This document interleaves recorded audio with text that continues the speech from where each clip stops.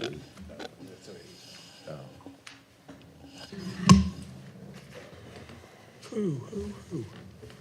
Mayor, if it appropriate, before I introduce Dorian, I wanted to just give y'all some real quick numbers before we get going, and I think this is a good time because ironically, when I began the discussion today, I specifically talked about Greer as it pertains to growth in response to the Post and Courier article that was sent to you this morning.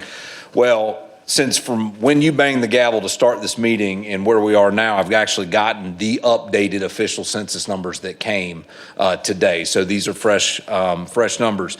Greer's estimated by the Census Bureau right now, 49,800 people, which puts us at that 50,000 threshold functionally, which puts us in a whole nother strata as it pertains to entitlement spending, et cetera. This marks a major shift from the population of 17,000 just 25 years ago. Greer's 7.3% growth rate leads every South Carolina city with 50,000 plus residents. For example, Goose Creek was 2.3, Columbia was 2%, Charleston was 0.4%, and Mount Pleasant actually lost population as referenced today in that Post and Courier article. The Greenville-Anderson-Greer MSA surpassed 1 million residents for the first time in 2025, with a 9.3% gain since the 2020 census.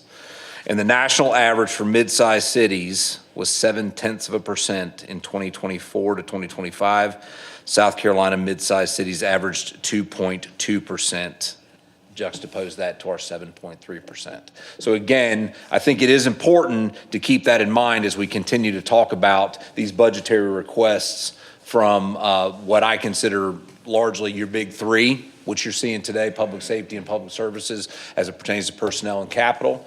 But it is not going away, and I think those fresh numbers are germane to this discussion.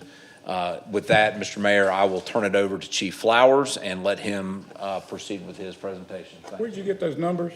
These came from the Census Bureau. Our planning department sent them to me today while we were. Did you send them out? I will, yes, sir. Good afternoon, Mayor and Council. Thank you for letting us come up and speak. It's always a pleasure to be able to come in before you and share, accomplishments and some, good things to spotlight in the fire department. Before I get started, I want to introduce my admin staff. So Deputy Chief Josh Holzheimer, Division Chief Colby Means, he's over training professional standards. And then our newest addition is Zach Crutchfield, and he is our Division Chief over support services. Okay.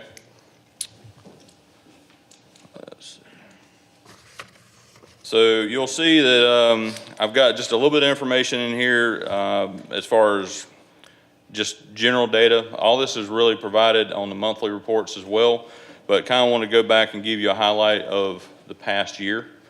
So you'll see that the responses, incidents have gone up, and you'll see total apparatus responses is higher. Well, that's because some of those incidents require more than one apparatus. So that's where that number comes from, and that's why that happens that way.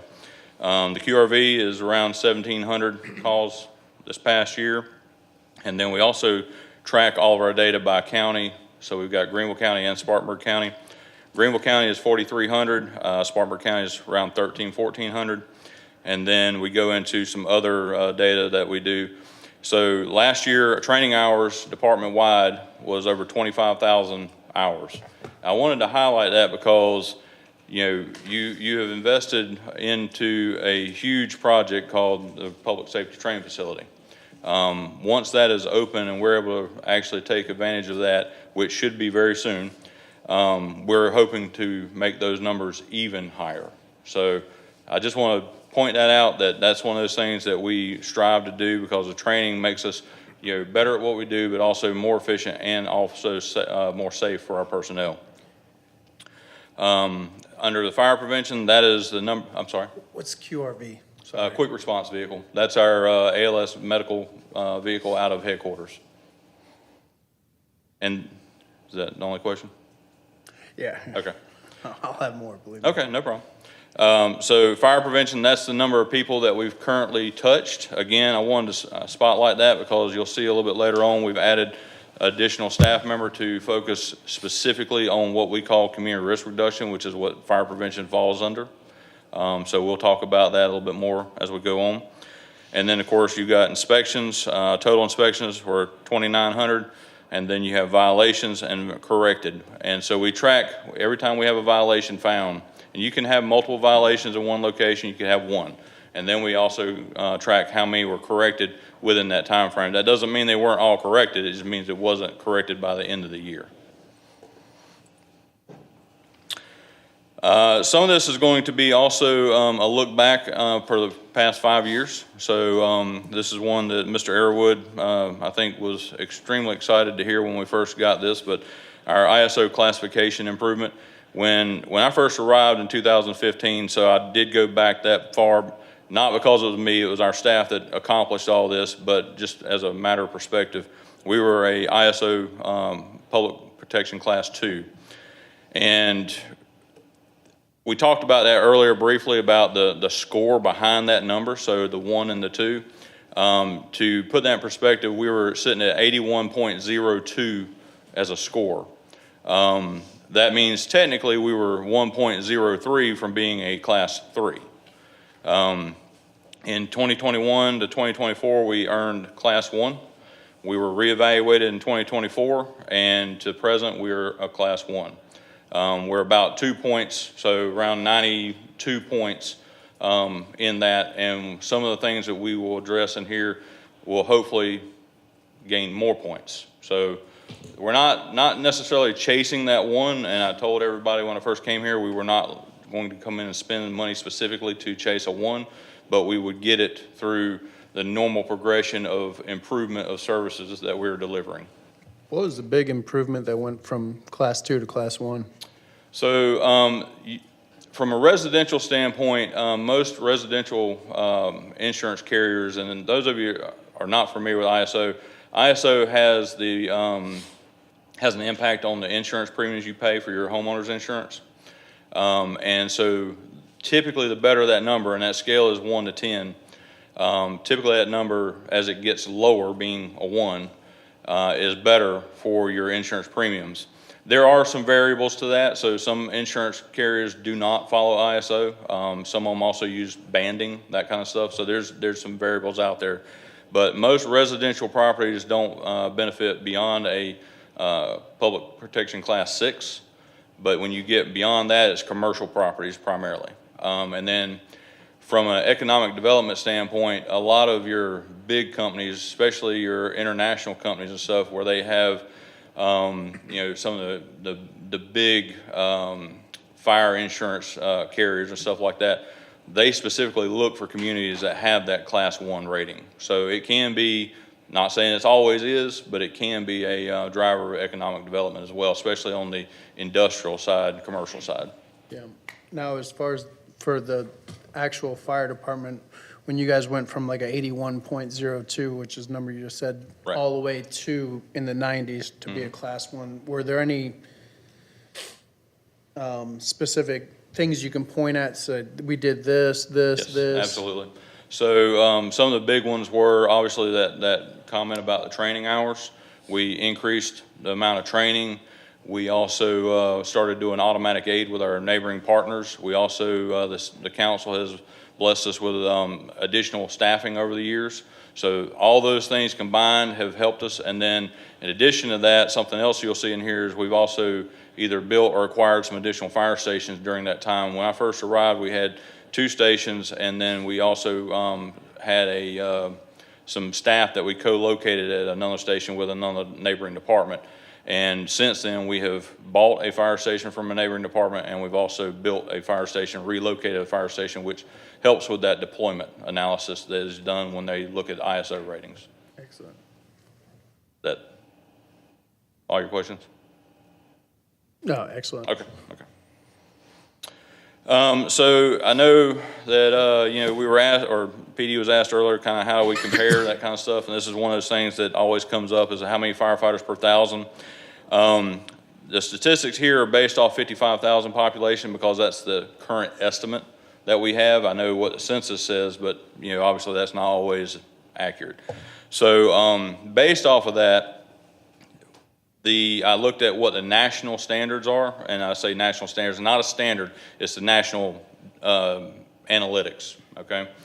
So on a low point, it's 1.54, and if you multiply that times the 55 from the 55,000, that says 85, and then it goes up to 92 and then to 100. So I did a low, medium, and a high. We are currently sitting at 66 firefighting staff. If you look at the bottom there, it says does not include personnel who support firefighting activities. Example of that would be like our admin assistant, okay? Community risk reduction person is not a firefighter. Medical training coordinator is not a firefighter. So those three positions are not included in that. Something else that does not include is the part-time positions that we have, the part-time positions being the ones that fill the QRV. We'll talk about that a little bit more in depth a little bit further down because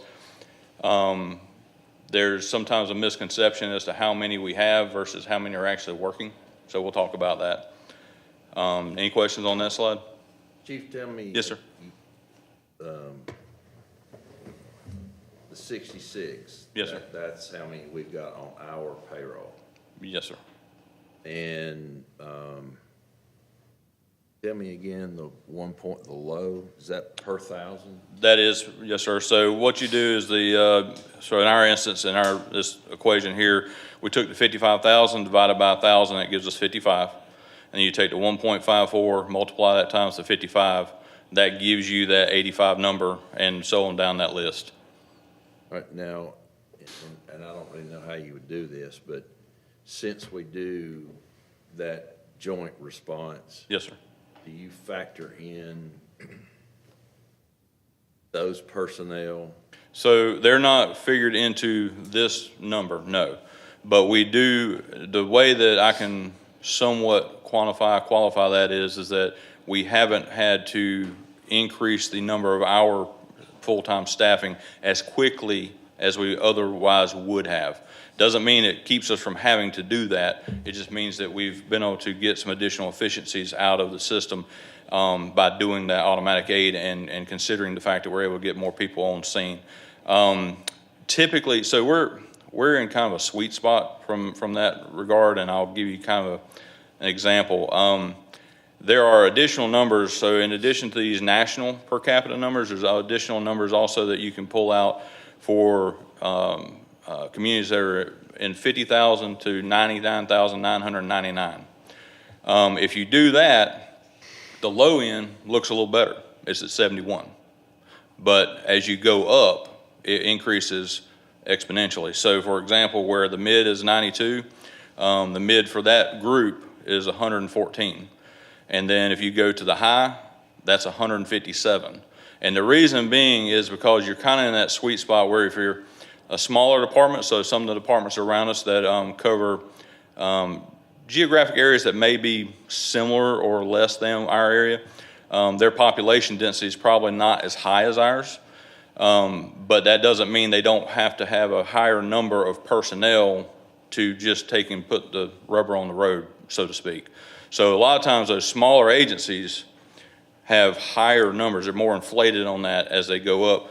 The bigger departments, and we are getting into that point where we're a bigger department, bigger city, you start getting some economy of scale and better distribution, things like that. The trade-off is as the department gets bigger and the city continues to expand, you're going to have more concentration of calls within your city center. So you're going to really rely on those automatic aid partners more on the outskirts than the city center as we continue to grow. We're not there yet, but that's one of those things that you just kind of see as time goes on. So again, we've been able to take and get some efficiencies by doing automatic aid, and we haven't had to grow the staffing as quickly as we otherwise would have. All right. So 5-year financial overview. You can see here that obviously our largest thing is our personnel, and there's a sizable increase, and that is thanks to your support. Thank you for everything you've done to support the class and comp study. That is a large portion of that increase, and it is very well appreciated, and I know all my staff that I've heard from have been very appreciative on that. You also see that, over the years, the operating costs obviously have gone up, but not nearly as quickly as personnel costs. And then you also see that we have debt service, and in 2025, you'll see that it's zeroed out with the capital. That usually goes up where it's changing how we approach things. So, do you have any, is that correct in my statement? Yeah, I think by department level, we stopped focusing so much on capital within the department. Right. Whereas we Yep. moved it on to a different, we have our own capital projects department to where, why you see that zero now, compared to years prior. This is the personnel over the past 5 years, so you can see that, we've got shift personnel, QRV personnel, admin personnel, and I broke that out so that you can kind of see like where we're at with admin personnel versus actual operational staff. And you also see the QRV personnel. So we'll cover the QRV a little bit more in depth later on, but I wanted to take a chance on this slide to explain. So we have 20 positions for the QRV, but that is a pool of part-time people, not 20 people working. So we don't have those people scattered throughout the system working every day. So we literally have 2 positions, 24 hours a day, 7 days a week, that we're trying to fill with part-time pool people. And so within that, the way it's currently set up is we would do 2 12-hour shifts, so an AM shift and a PM shift. And then you have 2 people for the AM shift, 2 people for the PM shift. And it's just a pool of people. So those people are not all working at the same time. It's literally 2 positions at any given time that are typically working. So we're going to go over some highlights. And these are going to be a little bit mixed between previous year, and then also you'll see some of the past 5-year stuff. And I'll go ahead and stop here and say that, it's a unique opportunity to come in and present something like this to you guys, because sometimes when you're in the nit and gritty, you have a tendency to kind of forget all the things you've accomplished. And so the things that we're going to highlight here are some of the bigger things that we've accomplished. They're not everything, but it does kind of give you a chance to sit back and really reflect on what it is that our team has been able to accomplish over the past 5 years or time period, whatever, and with the resources that you guys have blessed us with and given us the opportunity to actually do these things and make the city better. So on this slide, you'll see that we've got in 2025, 2026, we had about $220,000 in capital. You can see there, those are kind of things that we were focused on. One thing I want to bring in there, actually a couple things I want to bring in there, is the Knox E-Core project. Some of you may remember that we have a Knox box system. It's called a Knox box system. It allows us access to commercial properties in the event of emergency, so we don't have to do damage to the building gaining access. So what happens is we have previously had a physical key that we have a tracking mechanism to, anytime it's taken out, used, whatever, we can track that and correlate that to a call that was actually on that incident. And by doing that, we can assure that the commercial properties, the owners know that it's secure, there's no risk of it being abused or anything like that. And over time, and this is technology and efficiency come into play, over time it became more of a problem when, especially with automatic aid, we can't just give a key to a neighboring department because they don't have another way of securing that key the way it was originally designed. So something that they have improved upon is the use of technology, and it's called an e-key. And so we have gone out, and the city, thankfully, allowed us to purchase all the cylinders, the actual lock cylinders, to replace in all those Knox boxes. That allows us to use this e-key. Because this e-key is electronic, it doesn't have the key and tumbler and all that kind of stuff. We're able to assign other departments, so our automatic aid partners, they have an e-key. We can assign them access, so it automatically allows them to have access with the same tracking, the checks and balances that we have. So if there's ever a question, we can go back and say, all right, this box was actually accessed on this date and time by this particular individual, because they each have their own personal PIN code and everything else to release this e-key from the apparatus. So You guys have allowed us to do that. We appreciate it. We're actually going to wrap that project up this year. It's not been a cheap project, but the benefit is that the community, the commercial properties that had already invested in the Knox box system, they didn't have to then incur additional costs because we made a change. So thank you for that.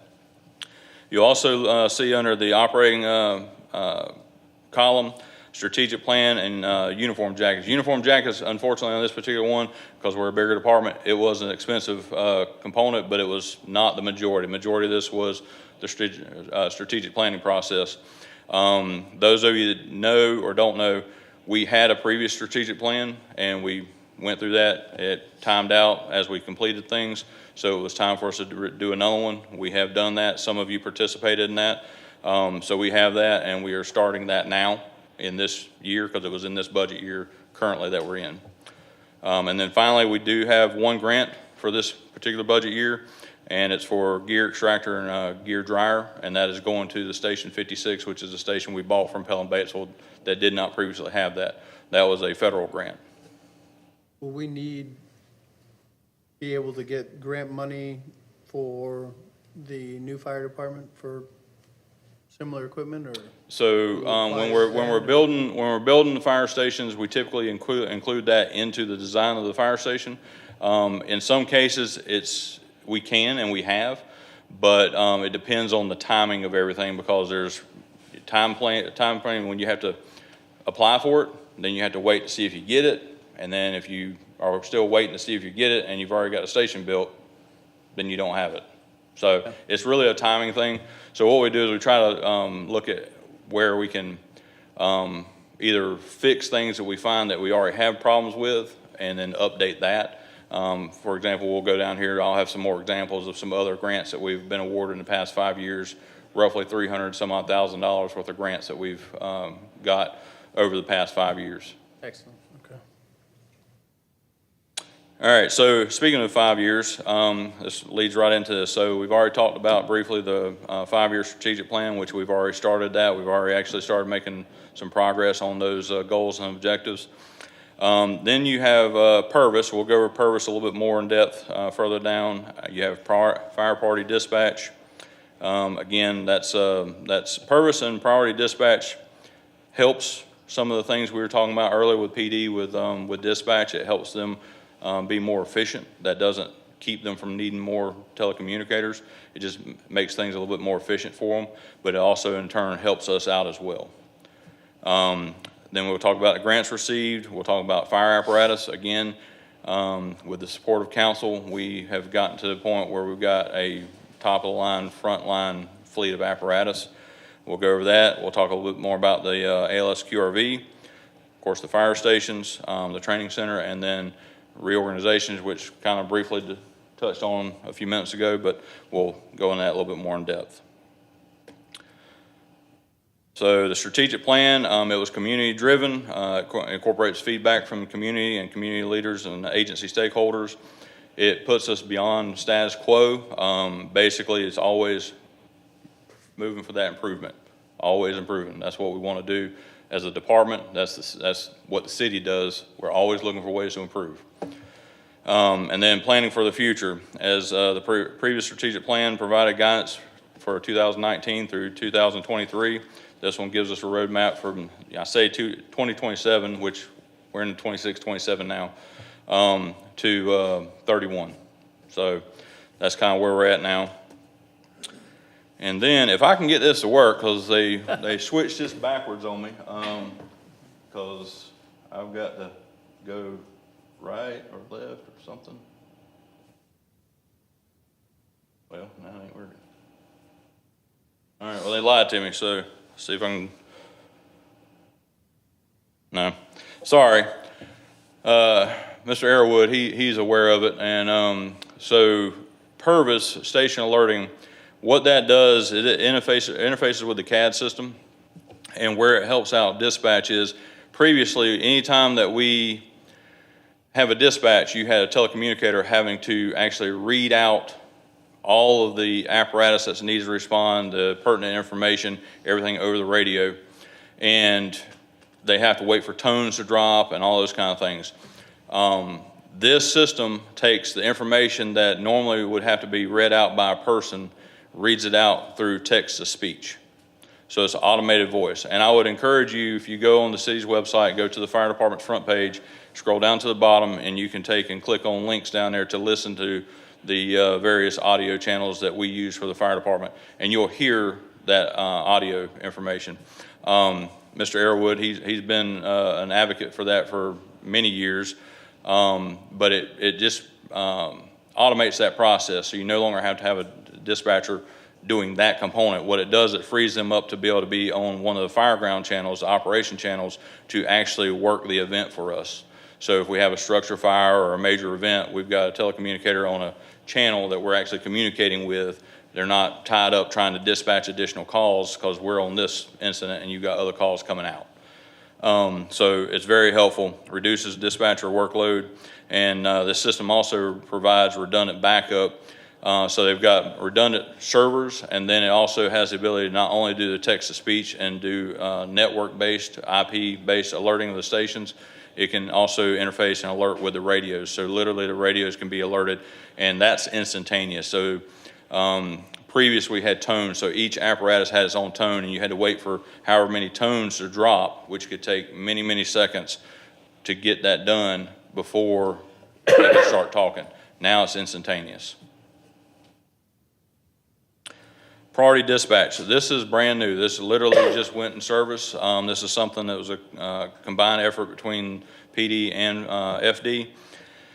So priority dispatch, what it does is it basically, those of you familiar with algorithms, it gives a set list of questions for the dispatchers to use when they're taking the call information. And then what that does, it drills down and gives recommendations based off of the final determinant of what to send and who to send.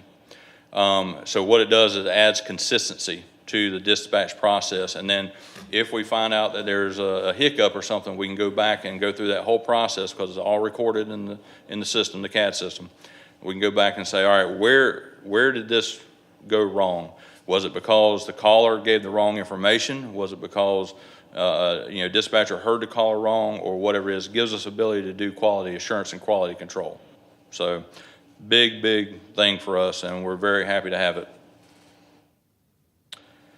Grants received. Again, we talked about several grants. We have one for the SCBA, it's $195,000. We have one for Plum Event exhaust systems. That kind of plays to what you asked earlier. We had two stations that didn't have vehicle exhaust systems in them, but when we built the station at Subaru Road, we incorporated that there. So we got a grant to go back and retrofit the headquarters station and Station 56, which also did not have it when we acquired it. And then, of course, the turnout gear extractor that we already have discussed, and combined that's $340,000. Fire apparatus. First time in the history of Greer Fire Department, we've got a complete fleet, frontline apparatus that are consistently laid out and designed, one manufacturer, that improves our ability to maintain them. Also provides consistent training. So if you've got an engineer at one station that travels to another station to also pick up time or fill in, they're operating the same truck. It literally just has a different number on it. So that significantly improves the ability for continuity from one to the other. QRV program. I wanted to kind of go back and give a little history behind this. We started in 2022, and it started out 5 days a week from 7:45 in the morning to 7:45 in the evening. Majority of our calls, especially medical calls, occur during that period of time. That doesn't mean we don't have significant number after those hours. Just the majority of them happen in that time frame. So after the first year, we quickly realized that it was working and benefiting us, so we wanted to increase it. So we increased it to 7 days a week, still 7 a.m. to 7 p.m. And then this past year, or going into where we're at now, we expanded it to 24-hour coverage. That's again 2 12-hour shifts with that part-time pool.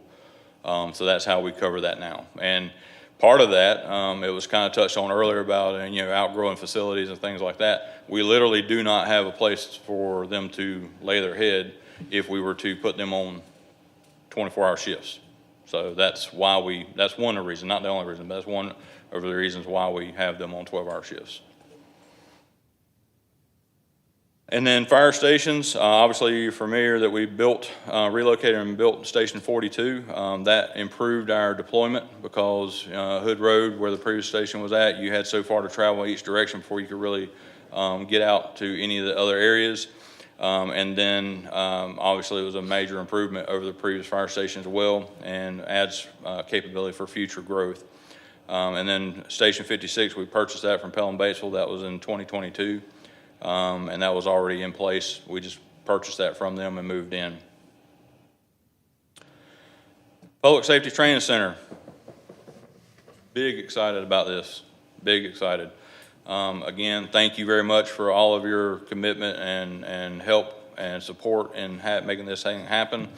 The Training and Professional Standards Division Chief, he will be stationed there along with Medical Training Coordinator. Again, that's a civilian position, not a firefighting position.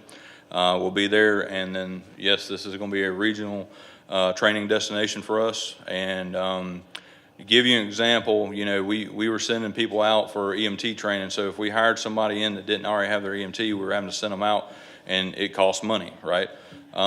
We recently did our first in-house EMT class, and we had, it was seven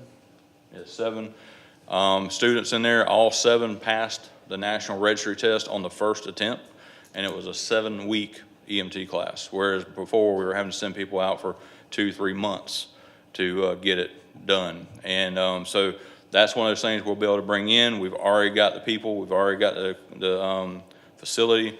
We've got a little bit of capital request in this budget that will help us with additional props and mannequins and stuff to help facilitate that. But we have all of our continuing education program for all the medical staff, along with fire staff, is all in-house now. So we don't have to go out and do any of that. And then if we do want somebody from the outside, we can bring them into this new facility and facilitate that way.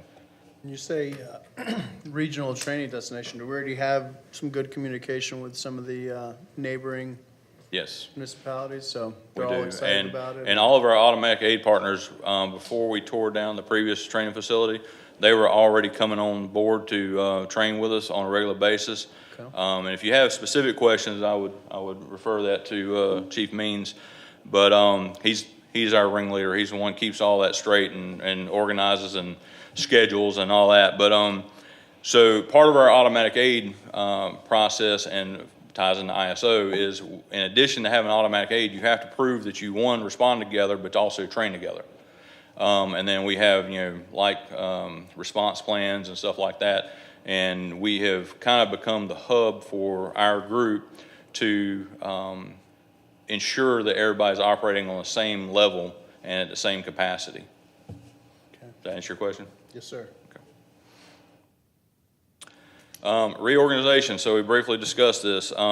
So we have the Support Services Division, that's the biggest difference. So obviously we have Zach Crutchfield as our Division Chief of Support Services. We already had Code Enforcement, Fire Marshal. That wasn't an addition, but we also added a Community Risk Reduction person. That person, that's all they're going to be doing is focusing on anything related to community risk. So it could be fire prevention, it could be fall prevention, it could be anything that our community needs. That's what they're going to be focusing on, trying to limit or reduce those types of incidents. So that helps us not have to respond to as many calls, all those things. So it helps with that and gets us out into the public more, and that community involvement, which was one of the things that we also saw in our strategic planning process. And then for the future, logistics, as we get bigger, a lot of the stuff we have to do, like, whether it's ordering and stuff like that, and working with procurement, and then just getting equipment where it needs to be to the individuals. You bring on new people, those kind of things, we'll eventually get to where we need to have that position filled as well. And then finally, the accreditation data analyst position, just like the police department, we intend on eventually seeking our version of accreditation on the fire side. There's an accreditation body on the fire side as well. And that is all based on continuous improvement. That is our culture in the department already. And I can tell you that, but having this accreditation process in place eventually will help us quantify that as well and qualify that and be able to say, absolutely, these are examples that we've done. And I think you see some of that here, but I think we can take that to the next level. And then the Training Professional Standards Division, obviously, we've got Division Chief of Training Professional Standards. He started that role 2025, and then we added the medical coordinator this current year. So you might ask, how do we add those people? Well, we had 3 retirements. So if you look at the numbers, what we did is we reallocated those positions to these because in our evaluation, while it doesn't mean that we didn't need those other positions, it means that these were more important at this point in time as we move forward. So 2026-27 highlights. This is talking about the upcoming budget.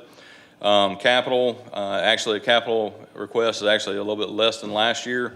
The operating, which is, that increase is training. So as the training center is coming online, we increased our budget to address that. So that's where the money for the training is coming into play. We'll talk about a little bit more about the capital things as we move forward. But then you've got a big one over there that says grants. All right, kind of talking about the timing. Well, we applied for this grant a long time ago. And Chris is aware that, and Katrina is aware that we applied for it. And it's a shared grant. So what it is a 3-year grant.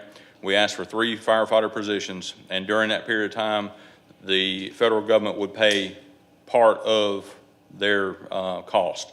So the first year, basically our share is 25%, second year is 25%, the third year is 65%. If you look at the overall cost with the benefits and all that kind of stuff, the total cost is $801,818, but the city share over that 3 years, that's not 1 year, that's not this year or anything like that, it's spread out by that 25, 25, 65. It would equal $307,000 over the entire project. We don't know if we'll get it. We applied. We should start hearing things around August, September is usually when they start releasing that information. We know for a fact just a couple weeks ago they were looking for peer reviewers for the applicants for the grants. So they should start that process pretty soon. But I share that because, it's not something specifically that's in our budget, but it is something that we are all aware of and monitoring and watching. So is that a fair statement? Absolutely. Okay. So capital projects, we kind of talked about the eCore project. This will be completion of that project. And then the training simulator, the FPAT system, and then training simulator mannequins, and then finally LifePak 35 monitors. We talked about the eCores, but I wanted to kind of give you an idea of what we've done so far. We've already replaced 300 of them over the past couple of years in the budget process, and we have 20 more that we need to do. And so that's where this request is. It's a little over $6,000, and that will allow us to wrap this up. Obviously, any new Knox boxes that are going in, we're requiring them to already be the eCore, so we don't have to do anything else with that. This is to get everything that was already out and installed up to date. The training props, again, this will be at the new training center, but the FPAT system, it's going to serve a couple purposes. One is allows us to standardize our physical ability tests, so there's 2 points in time that you do that. Is one when you're first coming to work and it's a competitive process, and then there's also the ongoing process of annual evaluations to make sure that we're still physically fit to be able to do our jobs and that stuff. But it adds consistency. It also doesn't require somebody to be an experienced firefighter to use it. So think about SCBA or something like that. We don't have to, require somebody already have that knowledge, because we have times that we hire people that don't have any experience and we put them through training. Again, the training center is going to allow us to be more efficient at that. The mannequins are just what they are. It's multiple medical mannequins to help us work on that side of the fence as well, and keep up our continuing education and also future EMT classes and hopefully eventually paramedic classes. And then finally, a LifePak 35. These are The EKGs, you know, people think they're only AEDs. Well, AEDs are what we see hanging on the walls here where they're automated. These actually allow you to do a lot more functions. So our paramedics are actually able to take, and if somebody's got a bad heart rhythm, we're able to actually pace them or convert them, cardio convert them in the field. This particular updated version, the ones we have now are the LifePak 15s.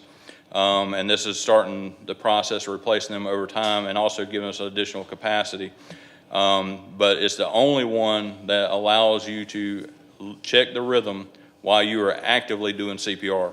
Previously, you would have to stop doing CPR for the system to actually review the rhythm, recognize it, and then advise whether to shock or not. Every time you take your hands off a chest while you're doing CPR, it decreases the chance and likelihood of survival. There are estimates that for every 10 seconds that you're off the chest, it reduces the survival rate by 50%. So that's one of the reasons we don't move people anymore. We literally work on them where they're at. We don't throw them on a stretcher, put them in an ambulance, and try to get them to the hospital as quickly as possible, because everything they can do there, we can do in the field. So it's better for the patient to stay there and do it while we're on scene. How many of these units are you requesting? This is for 2. For 2? Yep. And I'm guessing these are in all the, what was it? QRVs? So we have one QRV, and yes, we do have one on the QRV, but we also have one in all of our fire apparatus as well, because we have paramedics that are firefighter paramedics. They're not just the QRV personnel. Okay. So that way, if we have a fire truck arrives first or the QRV's tied up, you have that capability on other apparatus, so it's redundant backup, and they're able to get on scene and do the same capacity that the QRV is in the event the QRV is tied up. Excellent. And this slide basically just says, you know, this is an investment in community safety, which I'm preaching to the choir. You guys all know this. And so it helps with, you know, response readiness, firefighter safety, staff sustainability, training, professional standards, community expectations. And again, that's kind of tying back into that strategic planning process. And then a strategic future preparation. And that's just looking forward to the future. And these things help us do those. Safer, stronger Greer, preparing today for Greer of tomorrow. Community-driven, strategically focused, operationally ready. Again, I think that's what you expect of us. That's our charge. So we believe that wholeheartedly, and that's what we strive for every day. These are some community expectations, some feedback that we had from our strategic planning process. Just, I don't think any of these are, you know, new. I think you'd all would say, yeah, that makes sense. So, but those are some actual quotes from that process. And with that, I'll take questions. Thank you, sir. Council. And I listed them out. How many open positions do you have right now for? We have certified positions. Yeah, 2 certified positions. Yep. 2 certified positions? And selfishly, once we build the new fire station, that'll be obviously more open positions? No, sir. That station will be staffed by people we already have on duty. Okay. So there's 2 parts to that question. We currently have that engine and that staff stationed at the Taylor station on St. Mark's. Okay. The caveat to that is that we only have space there for 3 people. So 3 people per shift. All of our other companies, we have 4 people per shift. That helps to account for people being off and that kind of stuff. Yes, sir. When we move to the new station, we will then have the space to fill those 3 additional positions. And that's actually where that grant kind of came from, was hoping that that would be timing-wise that was going to work out. So we would have to add some people. It would not be all the people. Excellent, excellent. You guys are pretty intimately involved with the design of the new station as well, right? Yes, sir. Okay. The strategic plan you mentioned, is that something you can share with us? It's actually on the website. Okay. Yep. All right. I can share it with you, yes, absolutely, but, I can- if you're like me, you want a digital copy of it, it's already on the website. If you go to the city's website, on the fire department's front page, scroll down, you'll see that there, and you can download it and look at it, and if you have any questions, reach out and let us know. Excellent. The drone program that Chief Hamby went through, you mentioned tap 3 times. Would we be sharing some kind of drone caller with the FD department? So, I know he's sitting back, I think I can answer this, if I mess it up, let me know. So they already do a really good job with that with their current drones, and so I don't think any of that would change.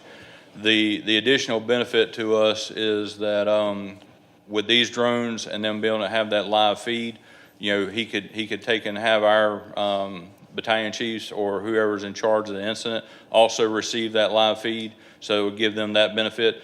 Now they currently, what they do is if we have a big event, we always have PD, on scene to help out, whether it's, to control crowds or whatever.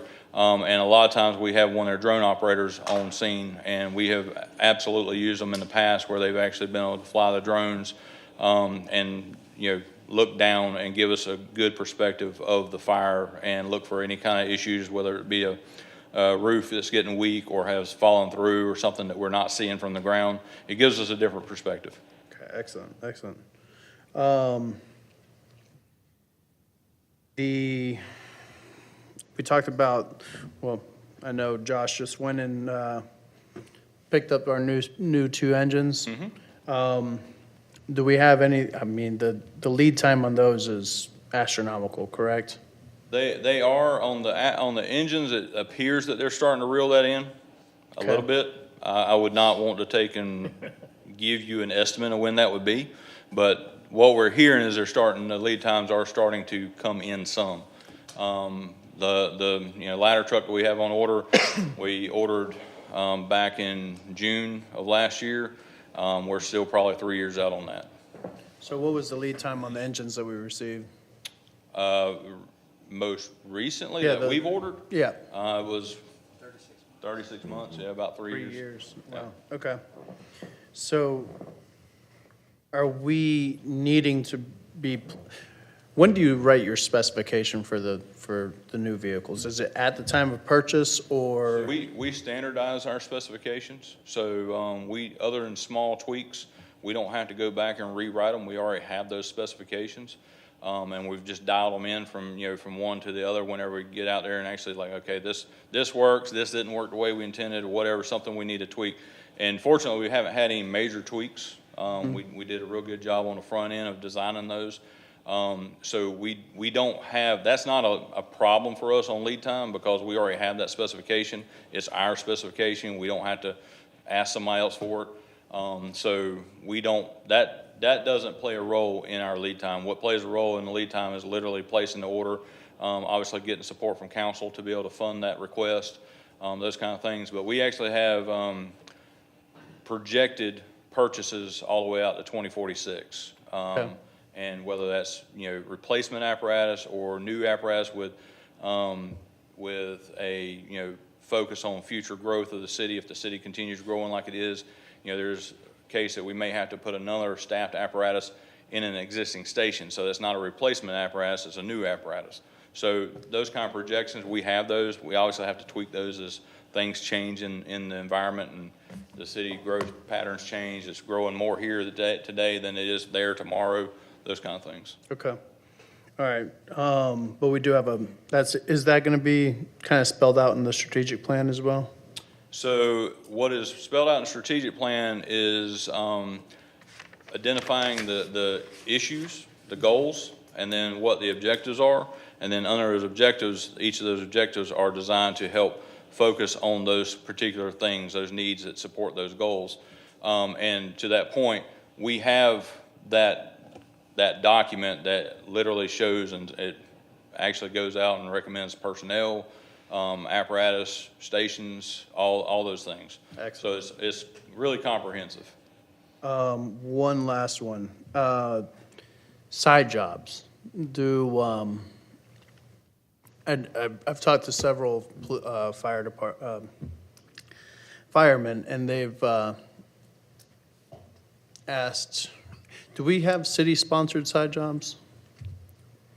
Yes, yes. So like, for example, we cover the medical for football games at a couple schools, stuff like that. And so we have side jobs with that. We'll put them on those, and then we'll also work through the city finance and payroll system to do that. So there's a standardized fee for that. It's actually mirrored with the PD, so they have side jobs as well. And then so what happens is they pay the city, and then we put the personnel out there, and then the personnel get paid from the city like they would anything else. Excellent. I'm good. Chief, you probably, and you kind of answered it, but it's more about the grant again. Yes, sir. Because I thought it was interesting having a grant for 3 positions. Yes, sir. Say again, what was the methodology there? Because I was thinking in my head, well, maybe we got some people retiring that you would face those positions too, but how did that 3 come in again? I would love to have that kind of insight as to know when people are going to retire. You never know. I would love to know that, because if we did, we could definitely plan. But that is typically not the case, and it usually just comes in waves. But the grant that we applied for was with the future planning that we would have to fill the positions to get to that 4th person when we open the Gross Meadows station. Okay. So that's I don't know if that answers your question, and if it doesn't, please let me know. No, it does. Okay. Yeah. Okay. I think the SAFER grant has been around for years, It's has it been not? around since- I know when we first saw it, Yeah. we were scared that we'd have them for 3 years and then wouldn't be able to keep them Right. after that. And I know we didn't even participate the first couple of Right. years. Yeah, there was, and I don't remember, Josh may remember, but there was a point in time where the city did apply and did get the grant, but did not accept the grant, and for that reason. I don't want to be in that situation either. I don't want to be in a situation where we have a grant-funded position and then, 3 years out, we have to get rid of them. Back then, the grant was structured differently. Back then, it was 5 years, and then at the end of that 5 years, there's nothing. This one's structured a little bit differently. It's a shorter period of time and a different share cost, those kind of things. But it's been around since after 9/11. So the SAFER grant and the AFG grant, which is Assistance to Firefighter grant, which is where the equipment came from, those 2 grant programs started after 9/11. Chief, you touched on the ladder truck. Yes, sir. Will be an addition to the fleet. Yes, sir. And so that's going to be That will 12, be personnel, 12 new individuals. minimum. What, when do you intend to start hiring for that? So, part of that question is going to be dependent on you guys, and your ability to approve that. And I don't mean to say that tongue in cheek. What I mean is that, we could hire them anytime. What I mean by that is we have, now we have the fleet changes. We could put another, it wouldn't be a ladder truck, but we could put another engine in service at any point in time. My recommendation would be that when we get a little bit closer to the truck being, we know when it's going to be delivered or when it should be delivered, would be start hiring that process then. Balance that with the timing of the budget process, obviously. But we can bring them in, we can go ahead and start getting them to work. We can still benefit from them, use them. They just wouldn't be on a ladder truck, but we have the capacity, we have the space in stations to have them where they can sleep, and we can put them on a truck that's, dependable, and get that use out of them now. And then when the ladder truck gets here, we just switch them over. With the hiring that we've done in the recent past,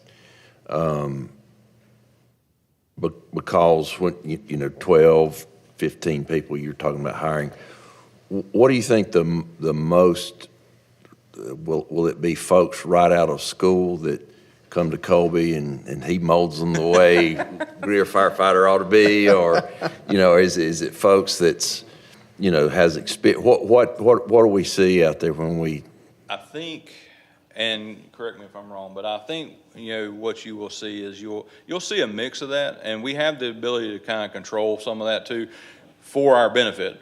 But the other thing I think you're gonna see is with the pay and comp study that you just approved, and then a couple other things we're working on, that will set us apart and keep us from chasing that dollar like you were talking about, as the budget allows. I mean, it's not something we're putting into this budget year this year, but once we're able to do that, I think that those kind of things will make us not only attractive, I think we'll become a destination to park. I know we'll become one in the state of South Carolina. I feel like we'll become one in the southeast region if we're able to pull it off. To add to that, I mean, currently, right now, we used to have numbers of like, you know, just a few over 10 to 15 probably to apply for a position. And like currently, right now, we have with the 2 open positions, still over 40 applicants, and we still have another week and a half left that the application is open. So we're attractive. Oh, yeah. To the market right now. Yeah, and so I think there's several reasons for that. One, the secret's out. Greer's a great place to work for. We got great support. We've got great resources. Even something that I say is silly, it's important to firefighters. We got good equipment, you know, those kind of things. We got good facilities. And obviously the pay is a thing. But, you know, the word gets out that it's a good place to work. And I feel like we create a good work environment citywide, but also within the culture of the fire department. I feel like we've got a really good culture in the department.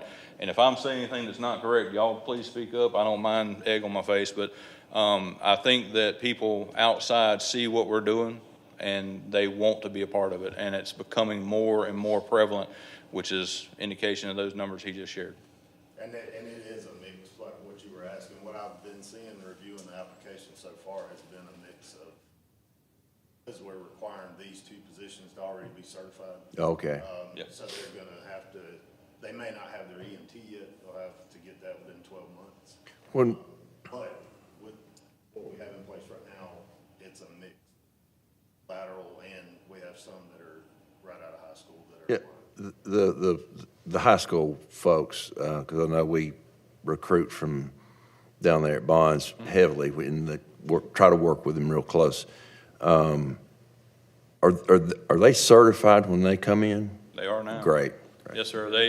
To expand on our relationship with Harley Bond, the center, Hank is now over that program over there. And we provide staff to help out when they need to do, you know, like skills and stuff like that and testing.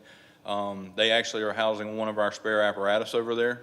It's covered by their insurance, but we have one of our fully equipped apparatus over there to help them with that process as well.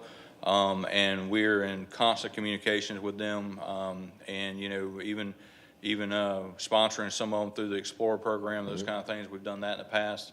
And so they also have the ability to come over and spend time at the fire department and kind of learn how it really is in the fire station too. So we've really tried to build that up even higher over the years. Chief, I just want to say thank you. Ironically, talking about equipment, on Mark's page, social media page, he posted a picture of, it was actually Chief Means in his firefighter gear. And if you look at the photo, it almost looks like a Halloween costume compared to what we have now. Y'all should check it out. But especially the equipment we have now is something you see like on Chicago Fire on primetime TV. So it definitely shows the investment for sure. That was Thank you. 2015, you may remember. Excuse me. That was a touch truck event on train. Yeah. And in case you haven't realized this, you know, when training professional standards, that includes our recruitment and retention programs as well. So he's over that as well. So he has his hands full. Who commands a shift? A battalion chief. Okay, I just asked the same Yes, question sir. earlier. I just Yep, wanted so to we have, be so consistent. our rank structure, so obviously you have the chief, which arguably is probably the least important. I'm a facilitator is what I am. And then you have, you know, Josh, who's the deputy chief, who is basically, he's able to act in my absence in pretty much anything, but he's concentrated on the operation side of things. The two division chiefs answer directly to him, as well as the battalion chief. So if you add that up, that's 5 people that answer directly to him.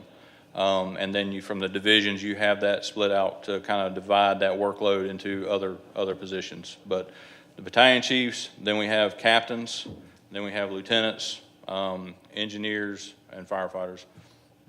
There are some relief drivers we're working on as well. So that's kind of a step between firefighter and engineer. Lamb, you'll be interested to know that in the fire service, chaos, the word chaos is an acronym, and it means chief has arrived on scene. So if we're talking about the relative importance of leadership, there you go. There you go. Talk that one of the reasons we perform so well is that our chief, he just kind of stays back, you know. So this is a true story. If I go on an incident, I'll check in with command just like anybody else and ask them if there's anything they need me to do. They're either going to take and say, nah, you can come over and hang out with us if you want to. If they're going to say that, I'm going to like, if you don't need me, I'm going to clear up. But 9 times out of 10, they'll be like, well, Chief, we really got this guy over here. He's stuck on this hydrant. We really could use him up here actually doing something. Can you get that hydrant? And that's usually where I get stuck, is over there sitting around the hydrant range, okay? So. Let me tell you, I want to brag on Chief Flowers. When I've had I guess the fortune to sit in with hiring department heads, one of the things that's always come from the folks that have been talked to the candidate is, we want you, we're a dynamic city, we're different. You know, and people from the outside looking in can tell that we're different. But we always said, we want you to take us to that next level, but not at the way normally department heads take you to the next level. Meaning, well, we're not going to give you a pile of money to expand. Chief Flowers has done a great job of it. He mentioned the automatic aid with these other departments. Essentially, we work as one large department. I mean, large department. And if you haven't heard any of the radio communications, pull it up on our website. But what he was speaking about earlier, it's once you kind of train yourself to hear it,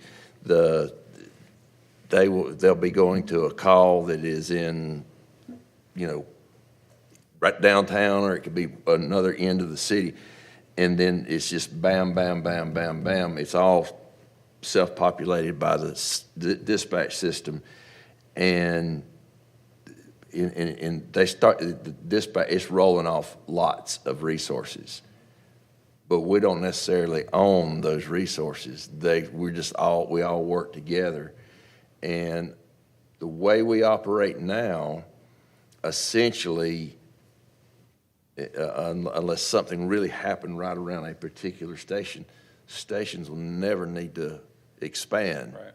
because they're going to be able to occupy maybe 2 or possibly 3 companies, and that's it. So we're not having to do that, and the standardization, all that kind of stuff it works well, and we have the department's always been super. In the fire service, when you're considered aggressive, you're considered good. We've always been considered aggressive. There's a shift that went on a call recently that they basically had to cut the side of a house out to rescue a person, and then it was on fire. Everything, cut the side of the house out, and there's 2 other victims inside, and they got them all out. So to that point, what you're talking about was actually a mobile home fire, single wide mobile home fire that had some hoarding conditions. And because we operate as companies, each company has their task. So the engine company typically is putting the water on the fire, their fire attack. The ladder company is rescue. And so they literally got up there, they confirmed that there was people entrapped. We were told there was 3, there was actually 3 entrapped. They went around, they found 2 of them, but they were at a window that was too small to get them out. One of the people was wheelchair bound, and they literally took a chainsaw and do what we call a window to door conversion. Cut out the side of the wall, put the ladder up there, pulled them out that way, and then once they got them out, they went inside from this end, went through without a fire, a hose line, went through and found the other victim, which had pulled a bunch of stuff over on top of them, which made it a little bit harder to find them. Took them out the other door and immediately started doing CPR and patient care in the front yard. So we've got a really good department. We wouldn't be able to do half the stuff we do without your support, and we appreciate it. Others? Any chance you got a Greer Fire Department youth summer camp? Not yet, but you know what? That community risk reduction person, Yeah? that's part of our plans. Okay, excellent. I've got one thing. If you finished, and I believe council is as well too. We appreciate You it. don't need me? Huh? You do need me or you don't? No, I was going to tell you. Okay. Thank you. I got one thing, like, which one? If you'll go man a hydrant somewhere, that'd be fine. Hey, that's one of those positions AI may take over. I do want to do one thing though, quickly. Chief Hamby, would you come to the podium, please, sir? One of the things that just struck me just a minute ago was in this discussion about hiring and replacement and that sort of thing. I think it was interesting, 40 applicants for one position. Yeah, for two. And that's great. I think it speaks well to our department and the fact that we're able to turn out people that are already certified straight out of high school is a real benefit as well too. As we talk about the police department and the hiring challenges that we find there, I think there are significant differences in that process. Not that it says anything about fire service as opposed to police service, but just the way that it's implemented, because from the time a recruiter for our department makes contact with somebody to having them on board, there is a lot of things that happen, and there are a lot of things that are beyond our control in that process. And so would you walk us through that process? Because I know that over the last 10, 15 years, I have probably sworn in 99% of our officers. Yep. And we are clearly hiring a higher and higher grade and a higher level of training, almost all college graduates or two-year schools to our department, and speaks, I think, to what we're trying to do is to be selective in that process. But that being said, there's a lot that takes place in between that going to a college and talking to somebody and then interviewing them for a position to when you can stick them in a car and let them go. So if you'll walk us through that process, I think it would be interesting. Would you like me to start at the application Yeah, part? Okay. absolutely, So- because All right, so applications are open through our website, and of course, we'll do all of our recruiting and stuff, which happens even before that. So if you get an applicant, we will, so we've changed some things and speed things up a little bit lately, but we have predetermined testing dates, and we have consolidated 3 steps into one day, in the spirit of trying to expedite everything so that we don't lose candidates to another agency that they've applied to, or maybe they just lose interest. So what we'll do is we'll accept applications for a period of time. Once we'll gather an applicant pool, we'll have a testing date. All the applicants are notified to come on this day, and here's what you need to prepare for. And we give them the schedule for the day. So the first step is they'll take a written exam. It's a standardized test. And so after those tests, I mean, that takes 2 or 3 hours. Once those tests are finished, they'll be graded. And then those candidates are informed if they passed the written test or not. So those who didn't pass, they can go home or wherever they want to go for the rest of the day. The rest of them will be, we bus them to run the physical agility course. So that they have to come prepared for that. So they have to bring various changes of clothes and that kind of thing for that day. So we'll run them through the physical agility course. They have to pass that within 2 minutes and 6 seconds or less. So those who do not successfully do that within the amount of time, they're allowed to go home. So those who are left, usually we'll eliminate probably 40% of the crowd by that point. We'll then bring them in and we'll feed them lunch and let them get cleaned up and put on some better clothes, hopefully. And then we'll have a board interview. So we'll have different people on the board from our department. Human Resources is represented there as well. So we'll put them through a very rigorous board interview. We're looking for communication skills. We're looking for humility. We're looking for intelligence. We're looking for people who know how to relate to people. We're looking for those skills that we just can't necessarily teach. So those who are selected to move forward in the process, those are likely possible people we could see working for Greer. They'll then be notified within a day or two that they are being selected for further background investigation. So they'll come up and meet. They'll be given a larger amount of paperwork to fill out. Most of this stuff is electronic and it's automated now. But they'll have to answer a whole lot more questions, take several hours of their time, and provide a lot of references, and a lot of that's done electronically.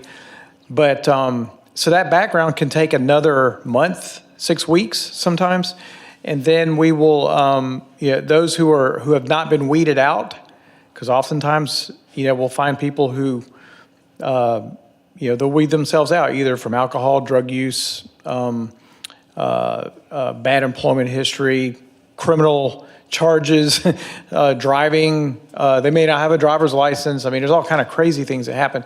So at that point, those who are still remaining after those several weeks of background investigations, we will schedule them for a polygraph. So the polygrapher will confirm that everything that they've presented in their application and their background is truthful. So those who continue to successfully pass through that, then they'll be set up with a conversation with me. I don't like to call it an interview, but it's me sitting down with them, having a discussion about the standards we have here, what the expectations are. If they've never done this kind of work before, I talk about the job itself. The good, the bad, the ugly, the challenges of hours, the schedules, the work environment, what you may run into, what you will see, what you may have to deal with emotionally and all that stuff. So if they still want to hang in there after meeting with me, then they'll be scheduled for a psychological exam. And that also includes a personality assessment as well as basically a risk assessment as well. So those who finish that process will then be scheduled with a medical and drug screen. So it's very lengthy, and just setting up those appointments, sometimes there's a lag time, just getting it all done.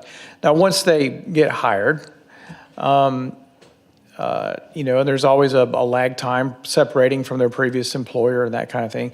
So then they'll be pre-registered for the academy. That takes some time, and then eventually they'll get signed up to start their 4 weeks of video training for the academy. They can do that in-house here. They take a test every week. They have to pass that test every week. And then they take a cumulative test in Columbia at the academy on those 4 weeks. Bless you. And then after they've successfully passed that, they'll be scheduled to come usually the next week to the academy to begin their 8 weeks. And once they finish the academy, they graduate, the mayor comes over and swears them in. Then they're assigned a field training officer, and that may last another 16 or so weeks. And we've had people go much longer than 16 weeks. So sometimes this thing can stretch out to 9 months. We've had it almost pushing a year sometimes. And they're a probationary employee for that first year. So there are some people that find out after they come to the job, I'm not made for this. So they'll bounce out, and then we got to start over. So, when you have 5, 6, 7, 10 openings, we're doing this for all these people.